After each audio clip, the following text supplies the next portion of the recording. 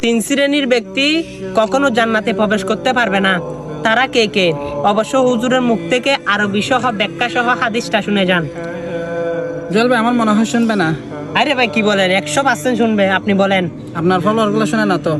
কি বলেন ভাই, আপনি আজকে বলে দেখেন, অবশ্যই রসুলের তাহলে হাদিস দেখা যাক বলে কথা তারা শেয়ার করে দিবেন ইনশাআল্লাহ। তাহলে দেখা যাক। ওয়ানহু আলাইহি সালাতু ওয়াস সালাম সালাসাতুন লা ইয়াদখুলুনাল জান্নাতা আবাদা আদ-দায়ুস ওয়ার রাজিলাতু মিনান নিসা ওয়া মুদামিনুল খামরি।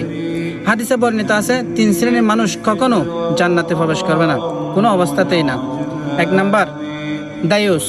দায়ুস যারা নিজেদের স্ত্রীকে বেগানা পুরুষদের সাথে দেখা করতে দেয়, যেমন কাফল বলাগার। দুই নাম্বার মর্দা স্ত্রী লোক। ওই সমস্ত মহিলারা, যে সমস্ত মহিলা পুরুষদের মতো চলাফেরা করে এবং পুরুষদের মতো কার্যকলাপ করে, পুরুষদের মতো শার্ট প্যান্ট পরে পরে ভিডিও বানায় এবং মানুষের সামনে উন্মোচিত হয় তারা। তিন নাম্বার হচ্ছে যে সমস্ত মানুষ মদ্যপানে অভ্যস্ত। মদ্যপান মানে যারা শরাব পান করে, মদ পান করে তারা আর কি। অবশ্যই হাদিসটা যদি ভালো লেগে থাকে, অবশ্যই আল্লাহর হস্তে রসুলের যদি প্রকৃত আশিক হয়ে থাকেন, তাদের কানে কানে ভিডিওটা পৌঁছে দিবেন। আপনার ইমানি দায়িত্ব। আপনার কারণে তারা শুনে কিন্তু এগুলো থেকে বিরত থাকতে পারে।